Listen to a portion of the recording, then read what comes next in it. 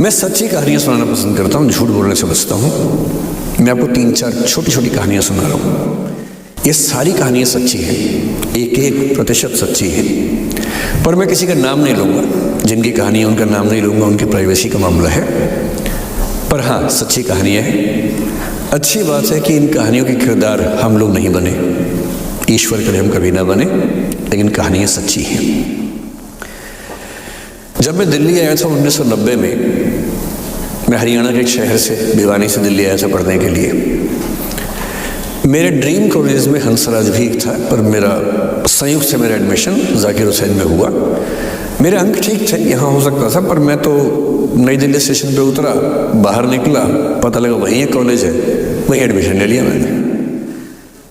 तो लोगों ने कहा कि यार कैंपस बड़ा अच्छा होता है। मैंने कहा क्या फ़र्क पड़ता है, कॉलेज कॉलेज होता है, छड्डो यही छड्डो में सिखाने आया हूँ आप लोगों को। ठीक है, स्टेशन से निकले वहीं कॉलेज है, मैंने घर जाना होगा तो आराम से कॉलेज से निकल जाएंगे, क्या रखा कैंपस में।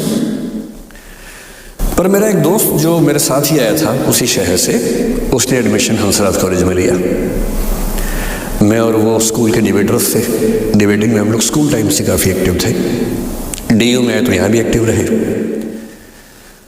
DU में मैंने करीब 5 साल डिबेटिंग की और मेरा ख्याल है कि लगभग 300-400 डिबेट्स मैंने जीती होंगी DU में, कुछ हारी भी होंगी, लेकिन मैंने खूब डिबेट, वो मेरा दरअसल दाना पानी था, रोजी रोटी मेरी वही थी कॉलेज के दिनों में। घर से पैसे मैं लेता नहीं था, मिलते भी नहीं थे, लेना क्या था, मतलब ऐसी स्थिति भी नहीं थी उस समय मेरे घर में कि मिल सके।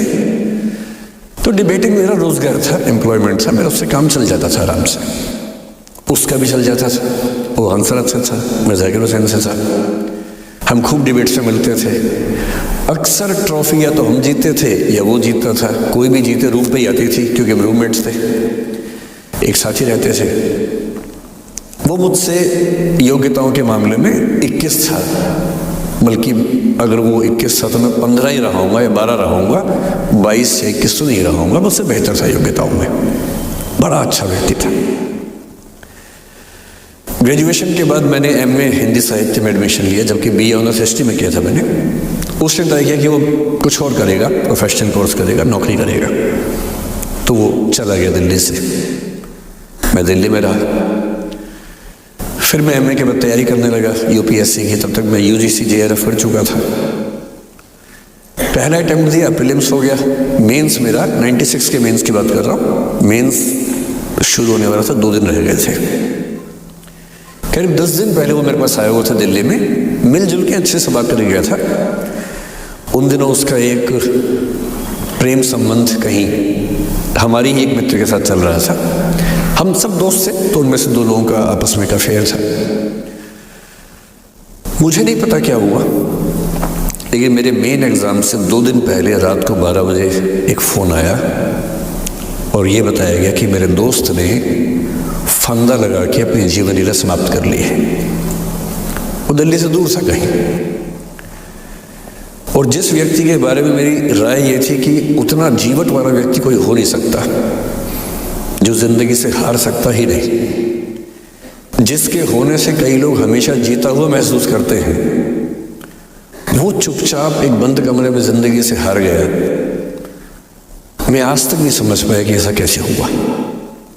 बाद में टटोला, उसके पेरेंट्स से बात हुई, भाई से बात हुई, उन्होंने उसकी याद में एक सोशल वर्क शुरू किया ताकि किसी और बच्चे को ऐसा ना करना पड़े।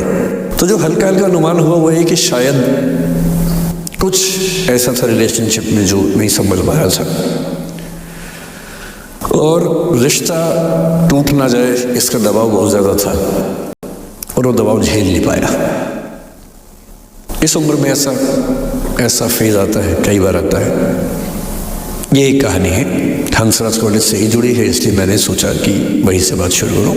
नाम जैसा कि मैंने कहा मैं नहीं बताऊंगा, तो नाम बताने का मतलब भी नहीं। और वो जिसकी मैं कहानी सुना रहा हूँ, आप लोगों के जन्म से पहले की बात है। आप तो सब 21वीं सदी वाले बच्चे होंगे ना, जेन ज़ी होंगे आप सब लोग, तो ये तो बहुत पुरानी बात है।